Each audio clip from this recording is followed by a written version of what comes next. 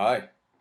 So today I'm feeling a little bit under the weather, and I was fighting off a cold yesterday, and so I thought today's topic will be a little bit more. Will be I'll try to keep it a little bit lighter, just because I'm like not really thinking straight. Um, and so I thought I'm gonna talk a little bit about the story itself. Wait, I'm feeling unwell, and that's why I'm going to talk about the story. We're off to a great start, guys. Uh, anyway, so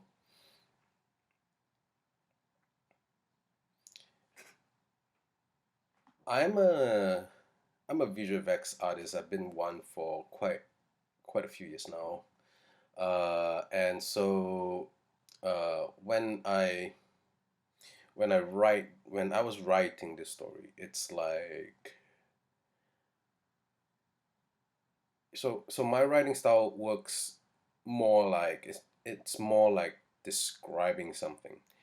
And even before I actually sat down and write the story out, I usually uh, already have like a picture inside my mind. Like I could see the scenes, and I could see how it's lit, um, what the terrain is like, the kind of the shapes and form, even the composition. It's like a movie picture inside my head, and I could see all those. And and I'm describing what I see inside my head more than anything else. But something about stories is it doesn't really live until something about stories is that it doesn't really come alive until it starts living inside your mind. Like when a reader reads a story and then it starts to take shape and form inside their heads and populate the scenery inside the theater inside their head. Um, that I feel is when the story actually really comes alive. And so for me, it's actually quite important for me that I leave enough room in that picture that I'm painting for you with words. Leave enough room in there for you to start painting some of your own details in. And I think that's like the best way to um, let let a story come to life. So for you to add some of your own uh, life to it. And so the two things I do want to briefly touch on today is actually the setting for the Red City, the Red Desert itself, and the character, the long tail. And so Red City is like a mix, an amalgamation of a whole bunch of stuff. Um, the chief being John Carter of Mars, that 2000 movie, and Conan the Barbarian, the Arnold Schwarzenegger one. So I really wanted to. So the feel that I associate with those two movies, right or wrong, no, it's just my take on it. It's like tall, craggy mountains, long, barren, desolate stretches of rock and desert, and low tech uh, world that kind of sits in between. Well, so sorry, let me correct that. Cities that kind of sit in between low tech fantasy and a bit of that mystery of something more. And that sense of just being a tough place to live in. Yeah, and a little bit of, well, just a little, just a hint of Dune. But I gotta say, like that movie, I don't know why, but the main association I have with that movie is engine oil. I don't know why. Yeah, maybe it was Baron Harkonnen, that the way they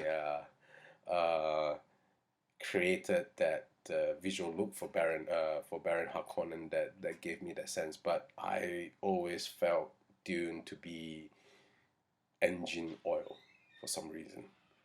Anyway, so uh, the the long tail himself is, so I, even since I was a child, have always been captivated by the explorer types. Just because I'm the kind that likes going, visiting far off places. I don't mean like hop on the plane and I go to Europe or go to Asia or go to South America or anything like that. That's just so earthling, you know. I meant I meant going through a portal and then visiting an alien planet. I mean, walking on the sands of Mars. I mean, flying through the clouds of Venus. You know, uh, just a sense of wonder of things that no one has seen before. And that just seen for the very first time. So guys like uh, guys like Indiana Jones, when you know less of the killing, less of the stealing, because I mean, if you think about it, Indiana Jones is not a nice guy. He breaks into priceless archaeological sites and steals stuff. So you know, less of that, the more of the explorer archetype, and of course people like David Attenborough and Conan, less of the chopping, killing thing, but more of the going to different cities on is it Hyboria? I can't remember. Anyway, so there's this game that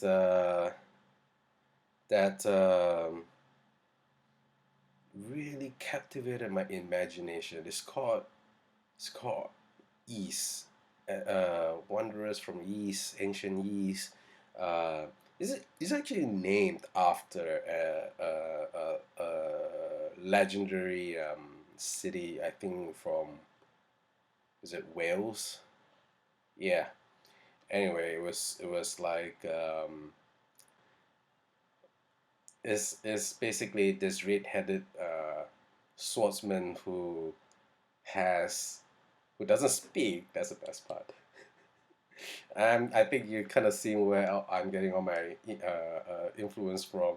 Like, so he doesn't speak, neither does a long tail, and he would go to places, save princesses. He always gets shipwrecked, um, uh, and then he just travels the land. He just wanders everywhere, having adventures, and the games are set up in that way. Like Ancient Yeast was him being shipwrecked somewhere, and then saving a couple of goddesses. Yeah, and yeah, like every guy's dreams, right? Saving twin goddesses. Uh, and then the next story was, again, I think he was shipwrecked someplace, and then he fought off a demon. Um, and basically, like all the adventures he had were all kind of like that, and I just love that sense of itinerant, that the sense of that traveler just going wherever he wants, finding adventure, saving the day.